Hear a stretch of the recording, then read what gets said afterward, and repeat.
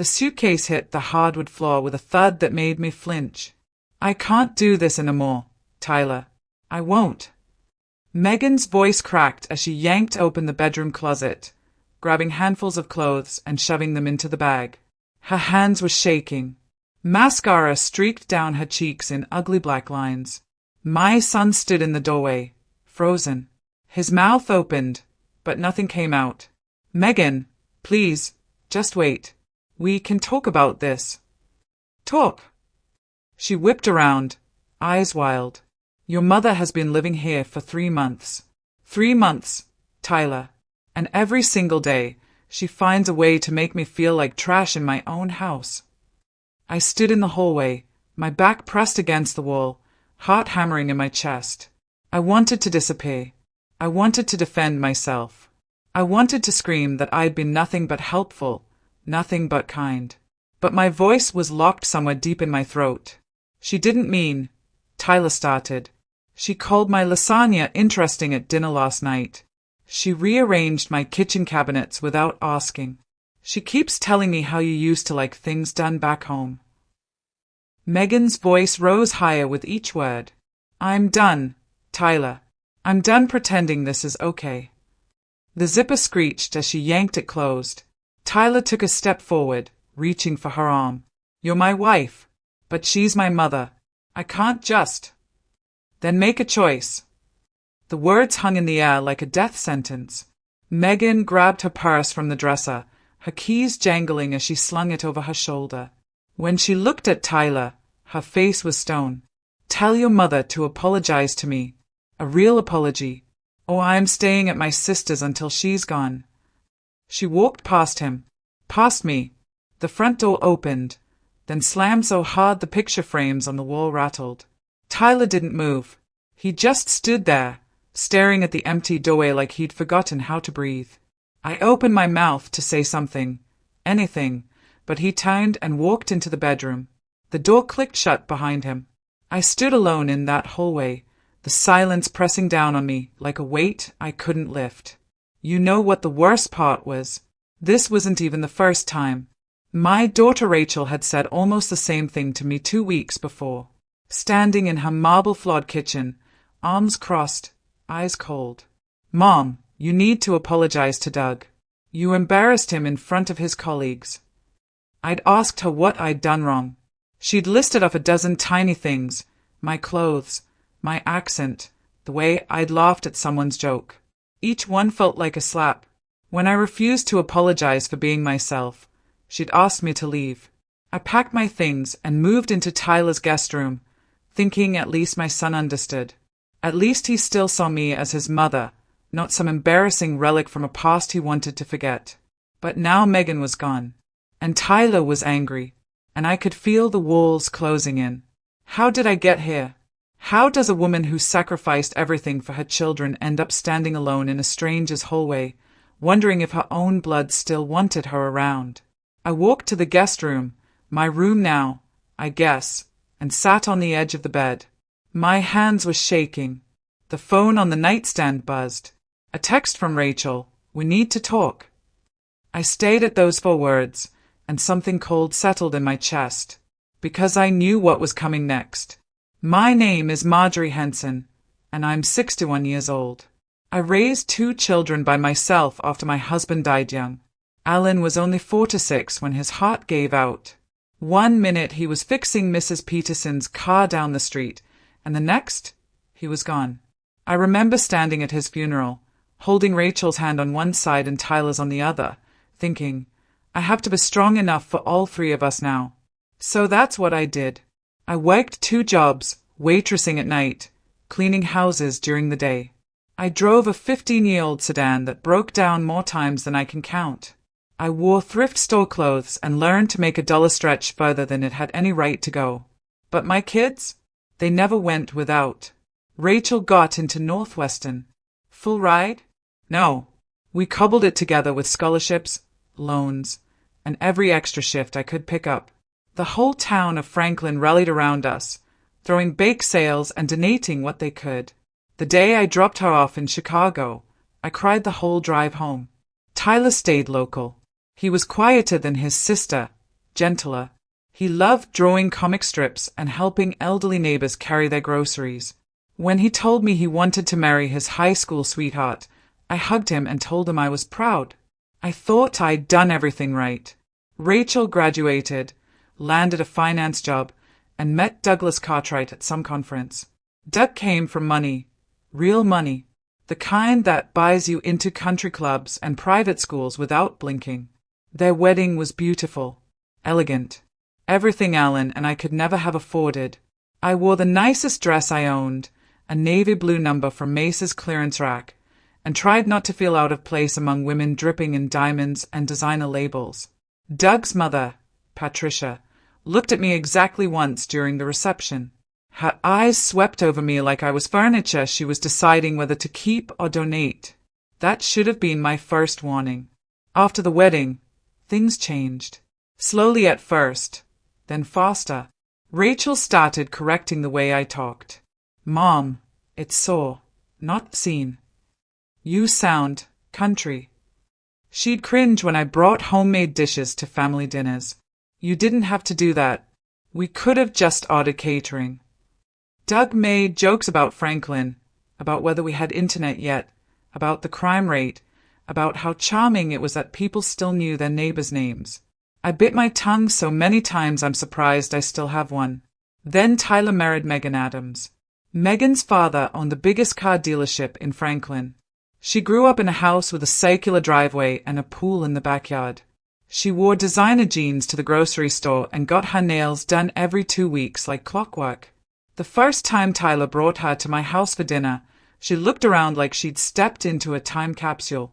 This is cozy, she said, her smile tight. Later, I overheard her whispering to Tyler in the kitchen, "Does Franklin always smell like this?" I pretended not to hear, because Tyler looked happy, and that was all that mattered. Right? Wrong. The small comments became bigger ones. Megan started declining my invitations. "We're just so busy, Marjorie. Maybe next time." At family gatherings, she'd roll her eyes when I talked about my cleaning jobs. Once, at Thanksgiving, Doug asked me about the crime rate in Franklin in front of everyone, then joked, "Did you bring your magic cleaning gloves, Marjorie?" Rachel and Megan both laughed. I froze, fork halfway to my mouth. I set it down carefully, looked Doug in the eye, and said, "Hard work runs in my family. Some of us take more pride in owning than inheriting." The table went silent. Rachel cornered me in the kitchen after dinner, her voice sharp. "You embarrass me in front of Doug's family. Why do you always have to make things about you?" I stared at my daughter, this woman I'd sacrificed everything for, and searched for the little girl who used to wear my waitress apron with pride. She was gone. After that night, Rachel started calling less. Megan grew colder. Tyler seemed caught in the middle, guilt written all over his face every time I saw him. I tried. I sent birthday cards. I offered to help with renovations. I showed up when Rachel ignored my calls for 3 weeks straight. Doug answered the door in gym shorts, frowning like I was selling something he didn't want. That's when I realized I'd become the problem. Not because I'd done anything wrong, but because I reminded them of a past they wanted to forget. Tyler started asking to borrow money. Small amounts at first, just to fix up the basement, but the requests got bigger. Megan's father's dealership went under, and suddenly Tyler was scrambling to keep up with a lifestyle he could never afford. Rachel stopped talking about Doug's job. They traveled less. When I offered to help with her bathroom renovation, she accepted with a look that broke my heart, embarrassed, but desperate. My children were crumbling, and instead of leaning on me, they blamed me. Then came the day Megan told me she couldn't stand me anymore.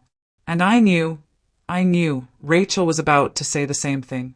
The phone buzzed again on my nightstand. Rachel's name lit up the screen. I picked it up with shaking hands. "Mom," she said, her voice cold. "We need to talk about your living situation." Your living situation. Those 3 words echoed in my head long after Rachel hung up. She wanted me out of Tyler's house. Said it was causing problems in his marriage. Said Megan needed space. Said I needed to figure things out on my own for a while. When I asked where I was supposed to go, she paused. Then, in that careful voice she uses when she's already made up her mind, you could stay with us, temporarily, until you get back on your feet. Back on my feet. Like I'd fallen. Like I was the failure. I moved into Rachel and Doug's guest room 3 days later. Their house wasn't just big, it was a monument. Marble floors so shiny you could see your reflection. A chandelier in the entryway that probably cost more than my car. Floor-to-ceiling windows overlooking a golf course where men in polo shirts drove little white carts between holes. Rachel gave me a tour like I was a potential buyer, not her mother. Guest bathrooms down the hall. Please use the coasters, Doug's particular about the wood furniture. And the housekeeper comes Tuesdays and Fridays, so just stay out of her way. I nodded, carrying my 2 suitcases up the curved staircase. The guest room was bigger than my entire living room back in Franklin. Everything was cream and gold and perfectly arranged. It felt like a hotel room, beautiful and cold and temporary. That first dinner, I tried to help in the kitchen. Rachel stopped me with a hand on my arm. Mom, we have someone who does that. I know, but I don't mind. Please. Her smile was tight. Just go relax. Doug will be home soon. I sat in the living room, hands folded in my lap, feeling useless. Doug came home at 7:30, loosening his tie as he walked through the door. He kissed Rachel on the cheek, quick, mechanical, and barely glanced at me. Marjorie, you're here. Not good to see you or welcome. Just a statement of fact. Thank you for letting me stay, I said. He waved his hand like he was swatting a fly. Rachel insisted. Over dinner, catered sushi that I didn't know how to eat properly, Doug dominated the conversation. He talked about his colleagues, his golf handicap, the vacation home they were considering in Aspen. Every sentence was a reminder, this is my world, and you don't belong in it. When I mentioned Tyler, Doug cut me off mid-sentence. Let's not talk about Tyler tonight. Rachel's had a stressful week. Rachel nodded, eyes on her plate. I set down my chopsticks, or whatever they were called, and stayed quiet. After dinner, Rachel walked me to the guest room. I could feel her tension, the way she kept glancing back toward the living room where Doug was watching TV. Mom, I need you to understand something. She closed the door behind us, her voice low. Doug has a lot on his plate right now. His company's going through a rough patch. He's stressed. So if he seems short, it's not personal. I looked at my daughter, really looked at her. She'd lost weight, dark circles under her eyes that makeup couldn't quite hide. Her hands twisted together like she was trying to hold herself in place. Rachel, are you okay? I'm fine. Too fast. Too defensive. I just need you to be considerate. Don't bring up Franklin. Don't talk about cleaning houses or waitressing. Doug's colleagues might stop by, and I need to make a good impression. Something cracked inside my chest. So I'm supposed to pretend I'm someone else. I'm asking you to be respectful. Her voice hardened. This isn't Franklin, Mom. Things work differently here. She left before I could respond. The next 2 weeks were a masterclass in humiliation. Doug corrected the way I spoke at the dinner table. It's I saw him, not I seen him. Grammar matters, Marjorie. He made jokes about small-town people in front of his friends, looking at me when he said it. He'd hand me his empty glass during conversations, assuming I'd refill it. When I didn't, he'd raise an eyebrow and Rachel would jump up to do it herself. And Rachel, she watched it all happen and said nothing. Worse, she joined in. One afternoon, I offered to cook dinner. A real meal, not takeout or catering. Rachel hesitated, then agreed. I made pot roast, Alan's favorite.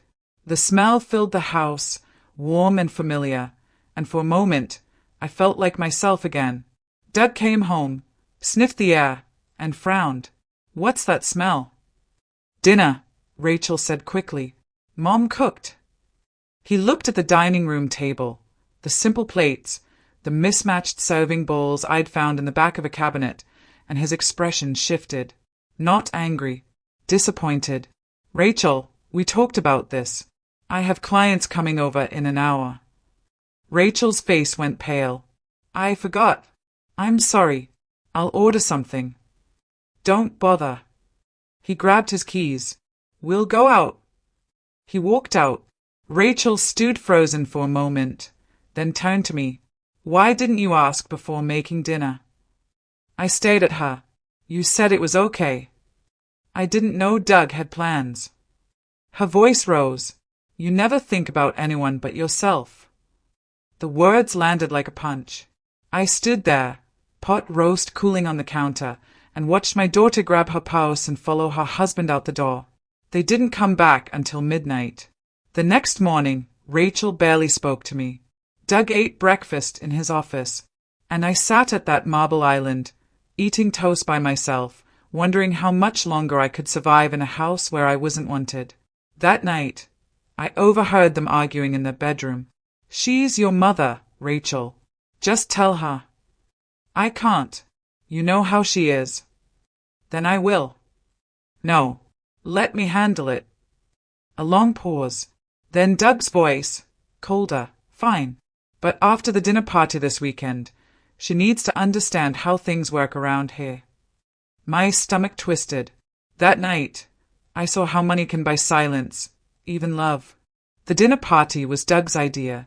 Rachel spent 3 days preparing.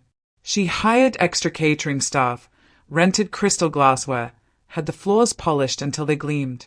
She wore a black dress that probably cost more than my monthly rent and smiled so hard I thought her face might crack. Doug invited his business partners, their wives, and a few important contacts.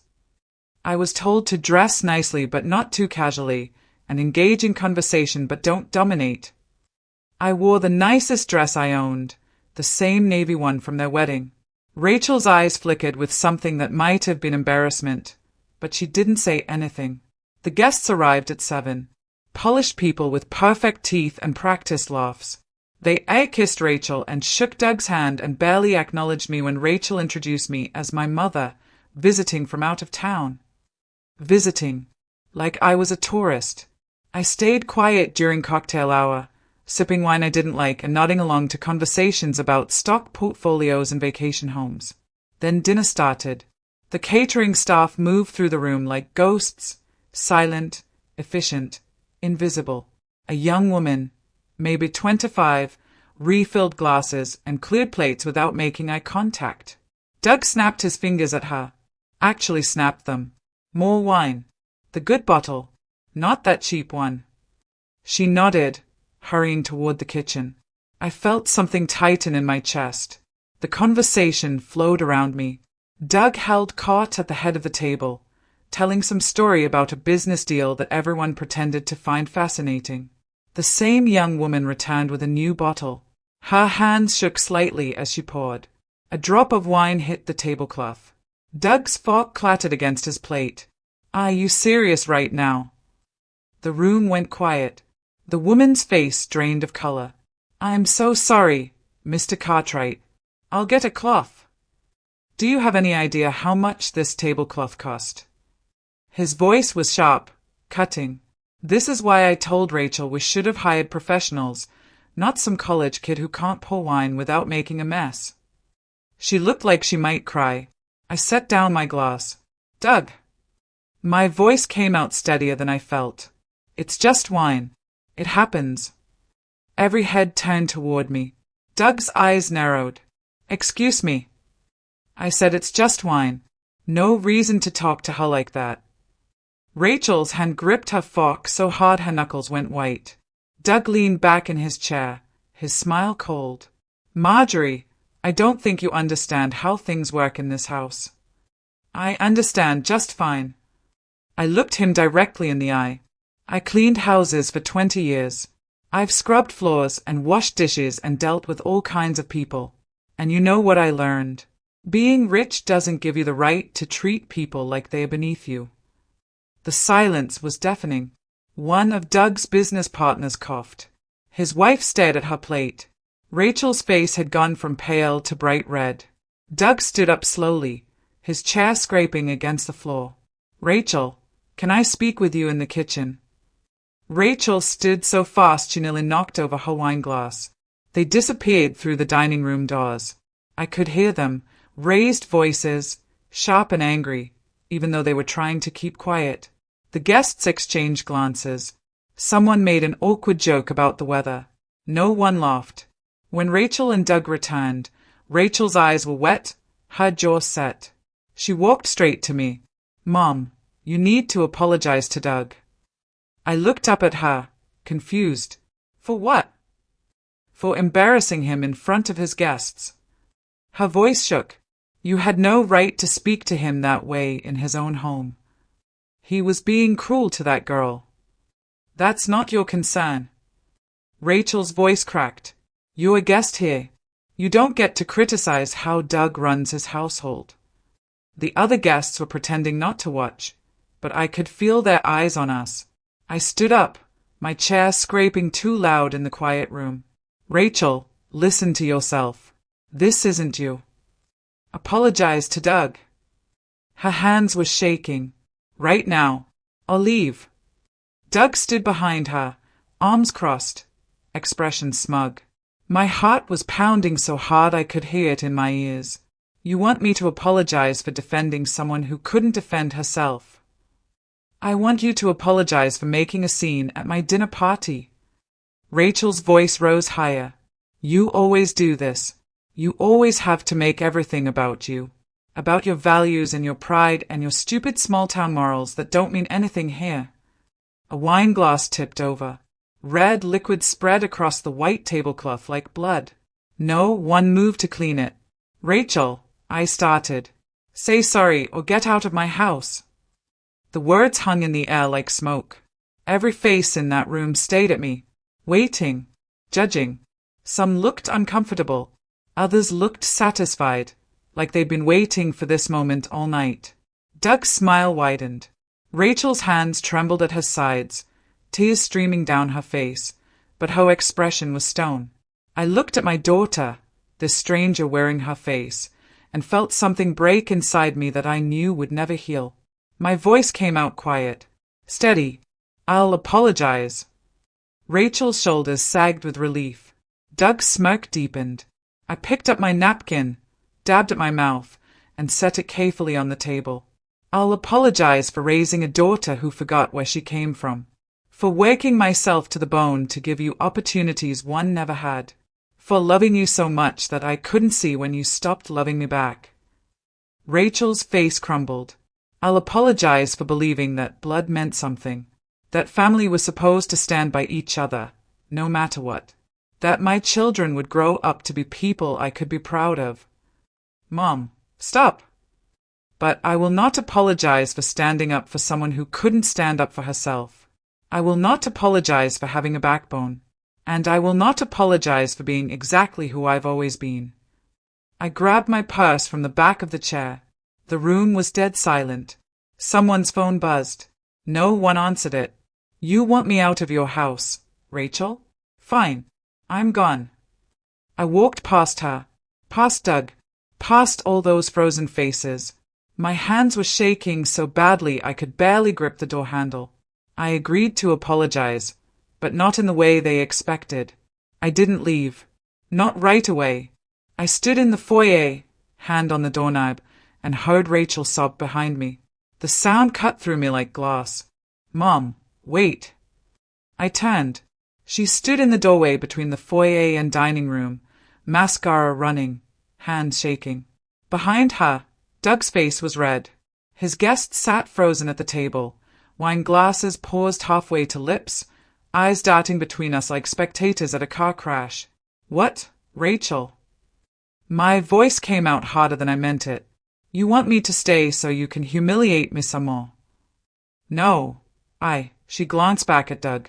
He gave her a look I couldn't read. She straightened, wiping her face. You owe Doug an apology. A real one. In front of everyone. Something shifted in the room. Doug's business partner leaned forward slightly. His wife whispered something behind her hand. I looked at my daughter and realized this wasn't about me defending that catering girl. This was about control. About Doug needing to win in front of his audience. And Rachel was choosing him. I set my purse down on the marble side table. You want an apology in front of your guests? Rachel nodded, relief flooding her face. Yes, just say you're sorry for causing a scene, and we can move past this. Doug crossed his arms, that smug expression back on his face. I walked back into the dining room. Slowly, everyone's eyes followed me. The catering girl had disappeared. The wine stain on the tablecloth had spread, dark and accusing.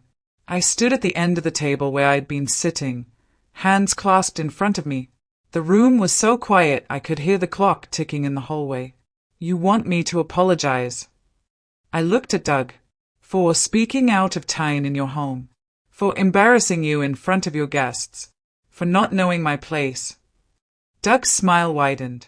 That would be appropriate, yes. I nodded slowly, took a breath. Then I'll start by apologizing to everyone here. I turned to face the guests. I'm sorry you had to witness what happened tonight. I'm sorry you came to what should have been a nice dinner party and instead got dragged into family drama. Heads nodded. Someone murmured agreement.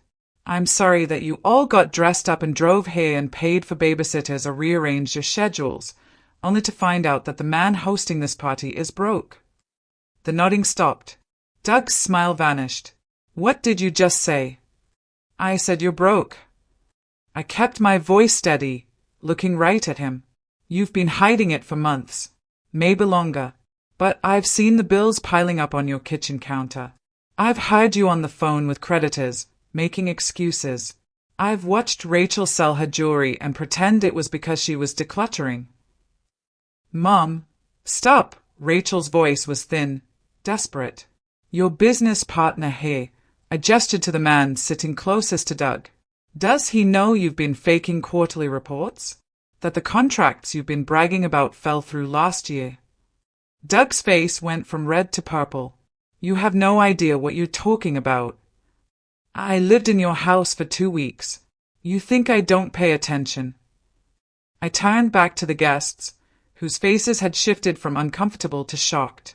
This mansion, mortgaged to the ceiling, the cars in the driveway, leased, the vacation home in Aspen he mentioned earlier, doesn't exist. One of the wives gasped. Her husband stayed at Doug, mouth open. Rachel sank into her chair, hands covering her face. And that's not even the worst part. My voice dropped lower. The worst part is watching him tear down his own wife to feel big. Watching him treat people like garbage because it's the only way he can pretend he's still on top. Doug slammed his fist on the table. Glasses jumped. Get out of my house. Your house. I laughed, bitter, sharp. Doug, you don't even own this house. The bank does. And based on those foreclosure notices I saw in your office, they're about to take it back. Silence. Complete, suffocating silence. Doug's business partner stood up, napkin falling to the floor. Doug, is this true? She's lying. Is it true? Doug's jaw worked, but no words came out. His partner grabbed his wife's arm. We're leaving. Wait, please. Rachel stood, reaching out, but they were already heading for the door. Another couple followed, then another. Within 60 seconds, the dining room was empty except for me, Rachel, and Doug. Doug turned to me, his face twisted with rage. You just destroyed everything. No. I picked up my purse. You destroyed everything. I just stopped pretending I didn't notice. Rachel looked between us, tears streaming down her face. Mom, how could you? How could I? The words came out sharp. Rachel, how could you? You've been living a lie, eating yourself alive trying to keep up with his games, and when someone finally tells the truth, I'm the bad guy. Those were his colleagues, his investors. You just... She couldn't even finish, sobbing into her hands. Doug grabbed his keys from the counter. I'm going to the office. Clean up this mess, Rachel. If you can. He stormed out. The front door slammed hard enough to rattle the chandelier.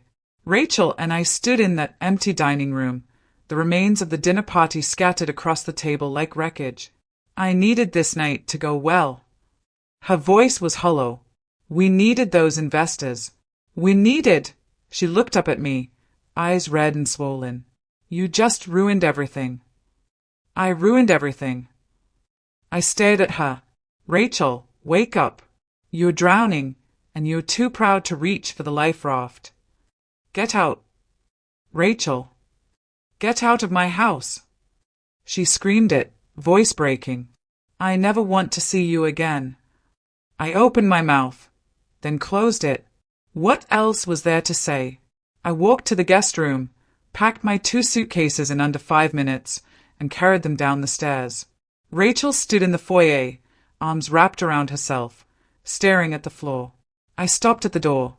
When you're ready to stop pretending, you know where to find me. She didn't look up. I left, closing the door quietly behind me. Now you can all see who truly needs to say sorry. I stayed at a motel that night, the kind with thin walls and a flickering neon sign out front. It cost $43 and smelled like cigarettes and desperation. I didn't sleep.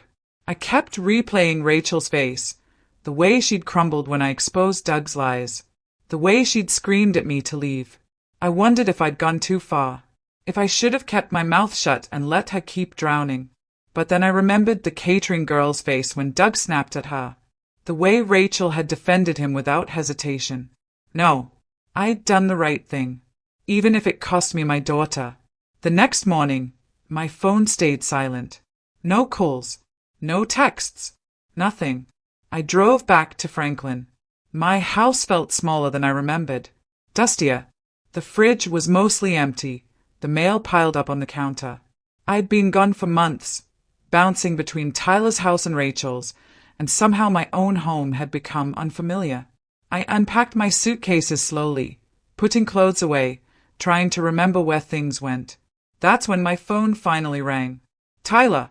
Mom, what did you do? I sat down on the edge of my bed. Rachel called you. Everyone called me. Megan's mom. Some guy named Paul who works with Doug.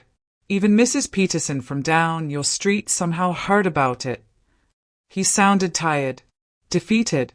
Mom, what happened? I told him. Everything. The dinner party, Doug's cruelty, the wine stain, the confrontation.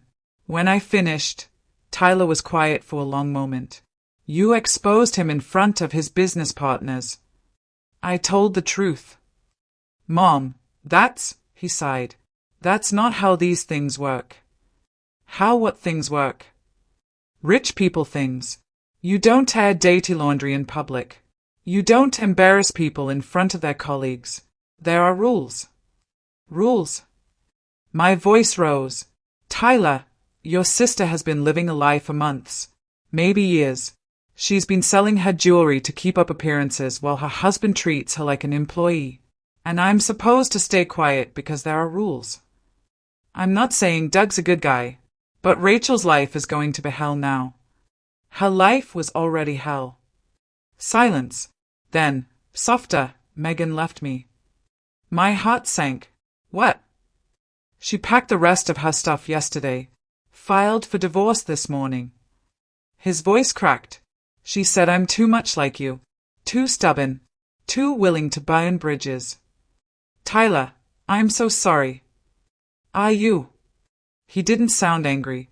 Just sad. Because right now, it feels like you blew up 2 marriages in 1 week. The line went dead. I sat there, phone in my hand, staring at the wall. Maybe he was right. Maybe I'd gone too far. Maybe I'd destroyed everything. The gossip spread fast. Within 3 days, half of Doug's investors had pulled out. His business partner filed a lawsuit. The bank scheduled a foreclosure meeting. I knew all this because Mrs. Peterson called me, breathless with second-hand information she'd gotten from her daughter who worked at a law firm in the city. Oh, Marjorie, they're saying Doug Cartwright's company is completely underwater. Millions in debt. And that poor Rachel, trying to hold everything together while he blames her for the whole mess. I thanked her and hung up. That night, I tried calling Rachel. It went straight to voicemail. I tried again the next day. Same thing. I left a message. Rachel, honey, I know you're angry. I know you think I ruined your life. But I need you to know, I did it because I love you. Because I couldn't watch you drown anymore. Please call me back. She didn't. I texted, I'm here when you're ready to talk. Nothing. Tyler stopped answering my calls too. When I finally got through, he was cold, distant. Mom, I need space right now. Please respect that. Tyler, I never meant. I know what you meant, but that doesn't change what happened. Click. For the first time in my life, both my children had shut me out completely. I spent my days cleaning the house I'd neglected for months.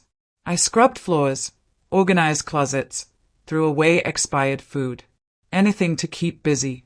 Anything to stop thinking about Rachel's face when she screamed at me to leave. 2 weeks passed. Then 3. The silence was crushing. I started having nightmares. Rachel crying at her dining room table. Doug's smug face. Tyler packing his bags and walking away while I called his name. I'd wake up gasping, sheets tangled around my legs, my pillow damp with tears. Mrs. Peterson stopped by with casserole. You look thin, dear. Are you eating? I lied and said yes. She patted my hand.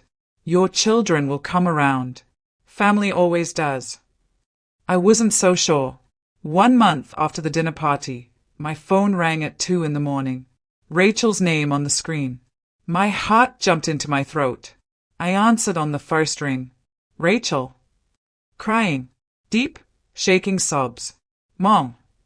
Her voice was broken, raw. I need you. For the first time, she knew what silence felt like.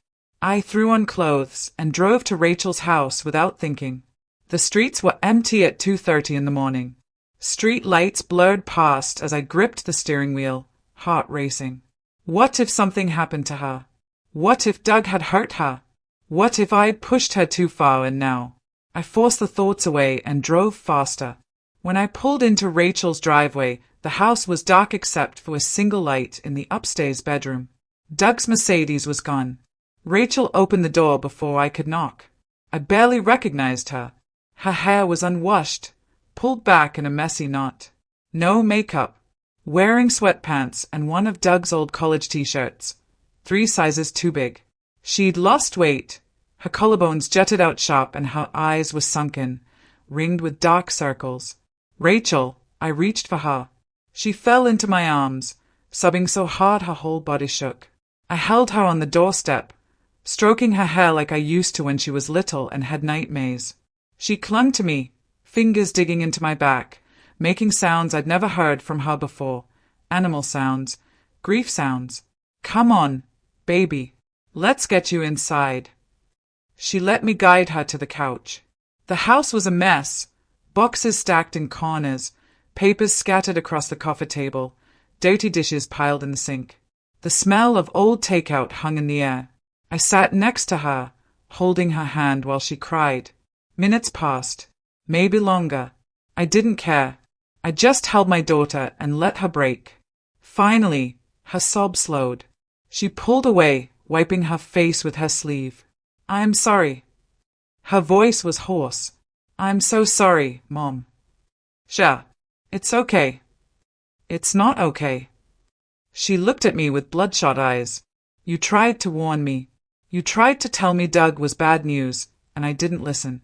I chose him over you, over Tyler, over everything you taught me. Rachel, you were in love. I was in love with the idea of him. She laughed bitterly.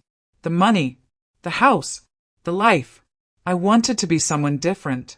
Someone better than the girl from Franklin who wore second-hand clothes and worked double shifts at the diner. My chest tightened. You were always better, honey. You didn't need Doug for that. I know that now. She stared at her hands.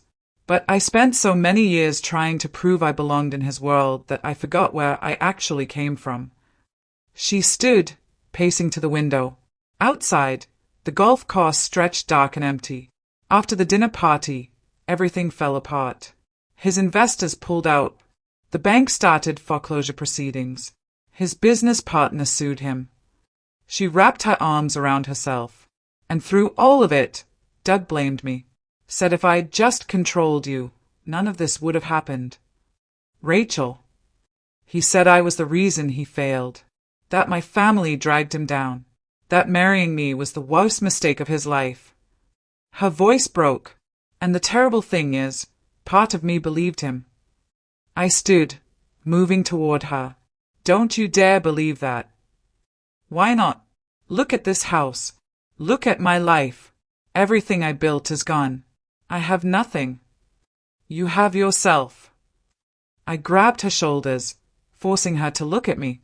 You have your brain, your strength, your ability to work harder than anyone I know.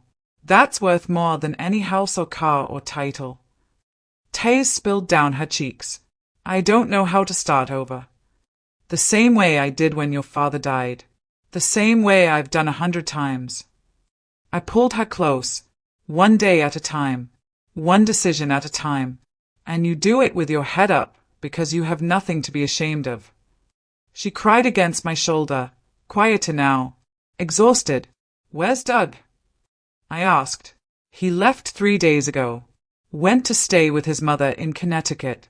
Said he needed space to figure things out. She pulled back, wiping her face. But really, he just didn't want to deal with the mess. Good riddance. Rachel almost smiled. Almost. We sat back down on the couch. She leaned against me, head on my shoulder, and I stroked her hair. Mom. Yeah, baby. Did you know? About Doug's debts? About all of it? I hesitated. I suspected. I saw things that didn't add up, but I didn't know how bad it was until that night.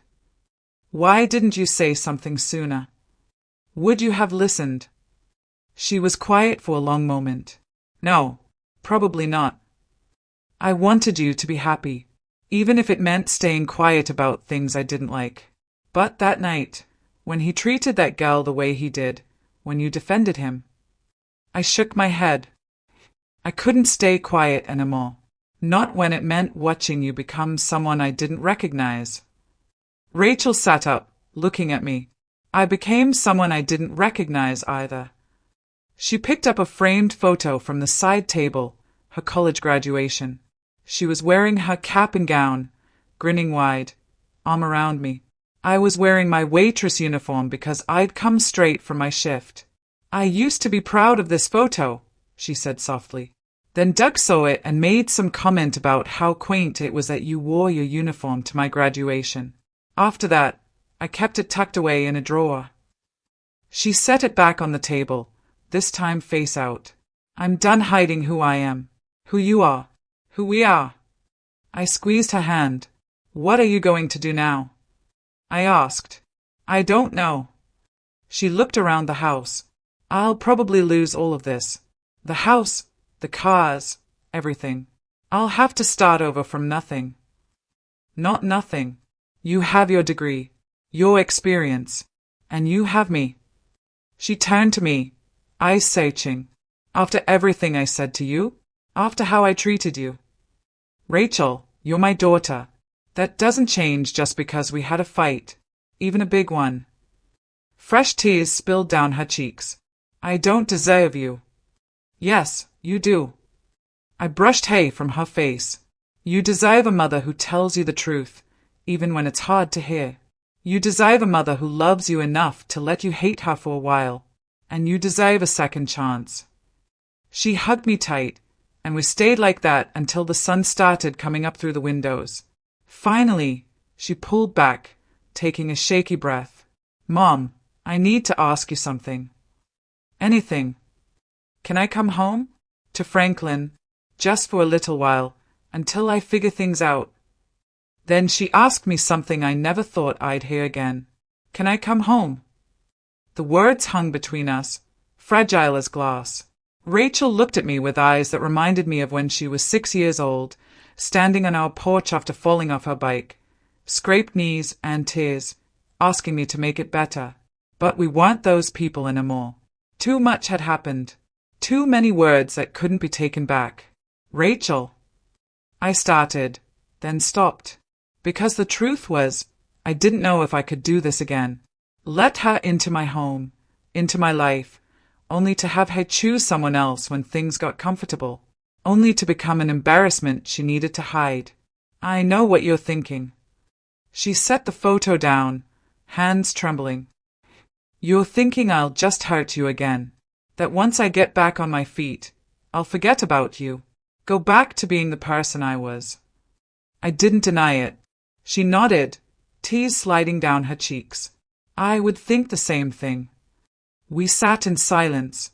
Outside, the first light of dawn was painting the sky pink and gold, beautiful and sad at the same time. Do you remember when I was 12? Rachel's voice was soft, and I tried out for that speech competition. I remembered.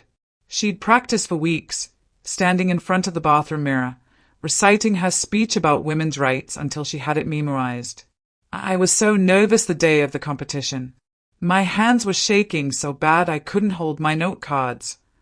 She smiled at the memory, and right before I went on stage, you grabbed my hands and said, Rachel and Henson, you are the daughter of a woman who survived losing her husband and raised 2 kids alone. You've got grit in your bones. Now go show them. My throat tightened. I think about that moment all the time. She looked at me, not because I won, though I did, but because you reminded me who I was, where I came from, what I was made of. Rachel. I forgot that, Mom.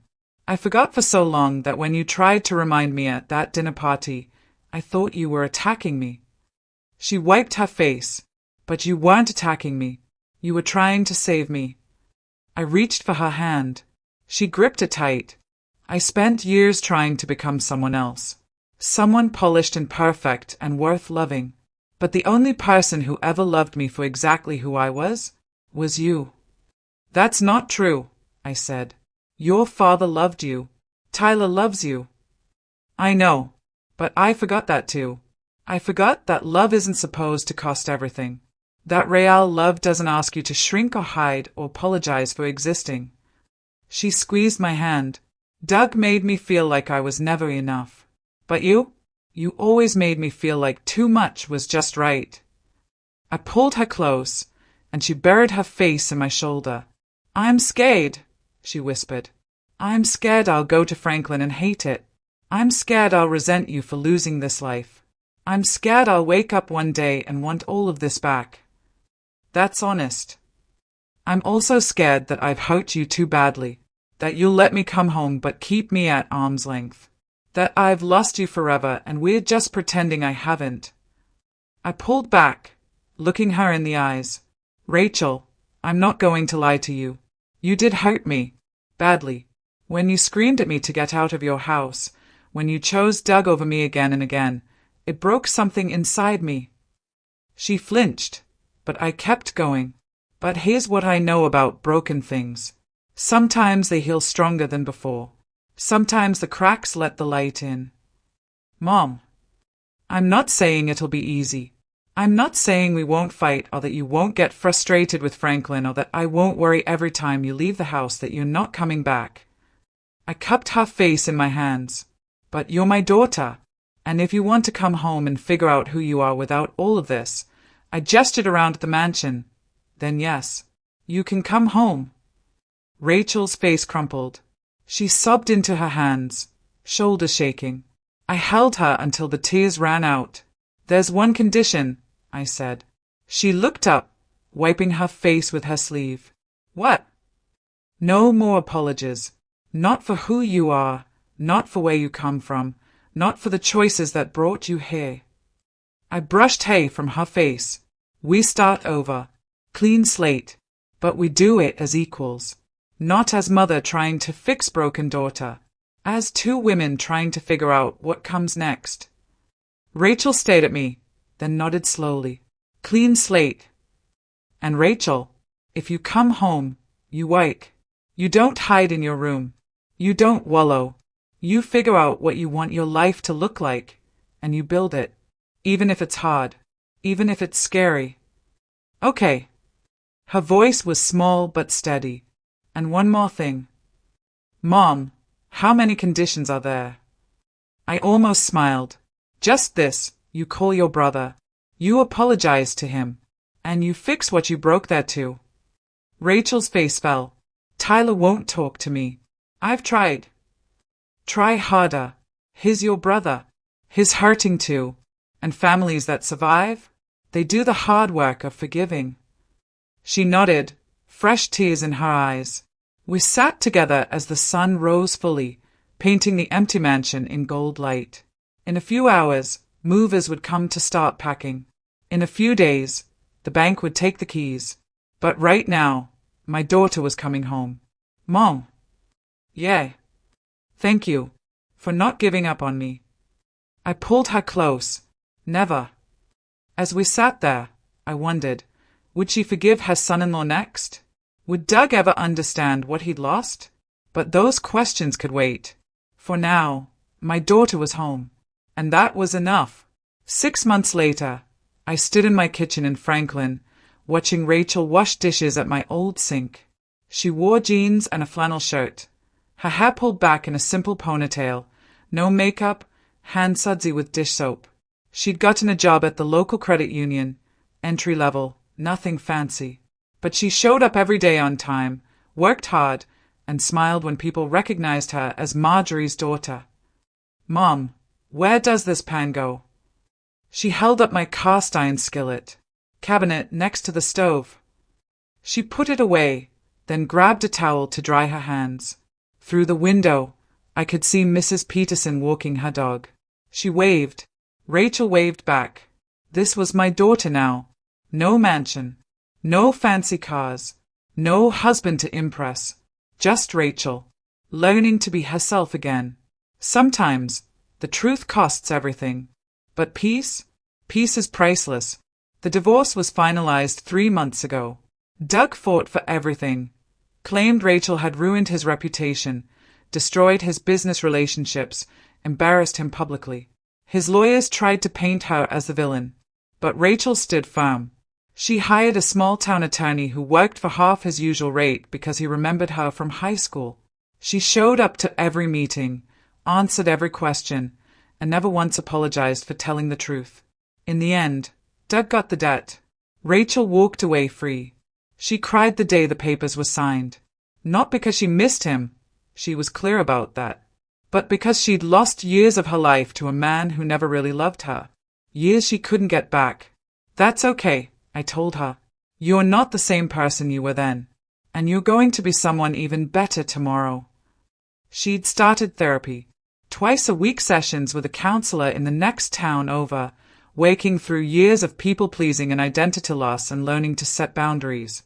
It's weird, she told me one night over dinner, talking about my feelings with a stranger, but also kind of amazing. Like, she doesn't judge me. She just listens and asks questions and helps me figure out what I actually want. What she wanted, it turned out, was simple. A job she could be proud of. A place to call home. Relationships built on honesty, not performance. Tyler came to visit last month. I didn't think he would. After everything that happened, Megan leaving, the family explosion, months of silence, I thought maybe he'd decided to cut us both off. But he showed up one Saturday afternoon, standing on my porch with a duffel bag and a hesitant smile. Hey, Mom. I pulled him into a hug so tight he laughed. Rachel came out of the kitchen, and the two of them just looked at each other for a long moment. Then Tyler said, I'm sorry for shutting you out. And Rachel said, I'm sorry for everything. They hugged, and I had to turn away so they wouldn't see me crying. Tyler stayed the weekend. We cooked together, played cards, told stories about Dad that made us laugh and cry at the same time. It felt like family again. Not the broken, scattered version we'd become, but something new, something honest. Megan filed for full custody of the house, Tyler mentioned over breakfast Sunday morning. Rachel looked up from her coffee. Are you okay with that? He shrugged. It was her father's money that bought it anyway. I never felt like it was mine. What will you do? I don't know yet. Maybe get an apartment. Maybe travel for a bit. Figure out who I am without someone telling me who I should be. He glanced at me when he said it, and I saw the apology in his eyes. That sounds good, honey, I said. Take your time. You'll figure it out. Before he left, he pulled me aside. Mom, I'm sorry I blamed you. For everything. You were right. About Megan. About Doug. About all of it. I wasn't trying to be right. I was trying to protect you. I know.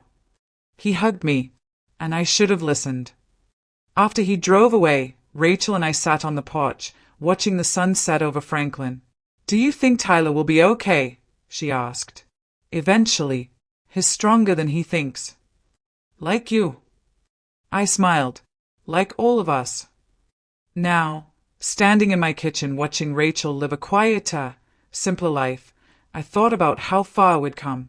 The story could have ended differently. Rachel could have stayed with Doug, choosing comfort over truth. Tyler could have stayed angry, letting resentment poison what was left of our family. But they didn't. We didn't. We chose the hard path, the honest path, the one that required apologies and forgiveness and learning to love each other without conditions. That evening, Rachel made dinner, nothing fancy, just spaghetti and salad. We set the table together, and for the first time in years, it felt natural. As we sat down to eat, my phone buzzed. A text from Tyler, "Miss you guys.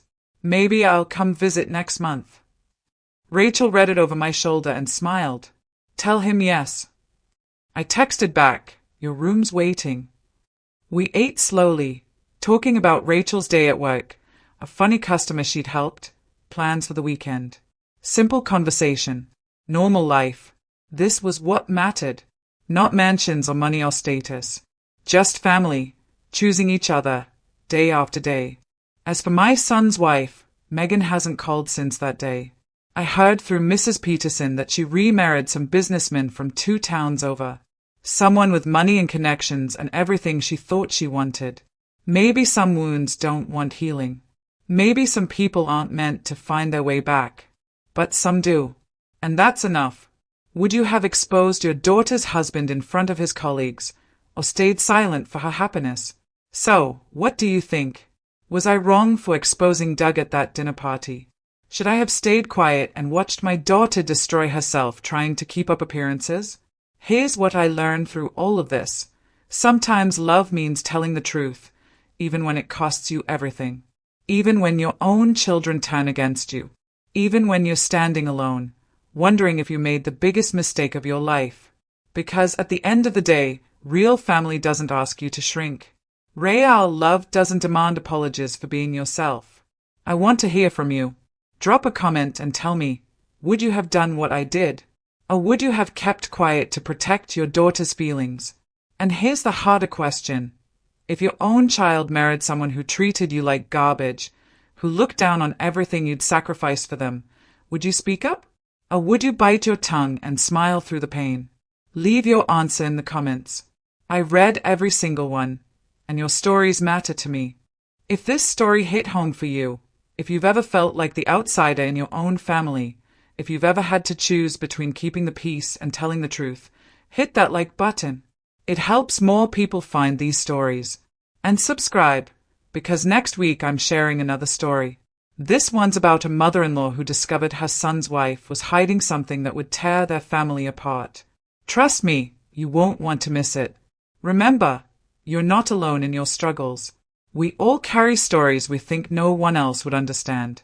But sharing them, that's how we heal.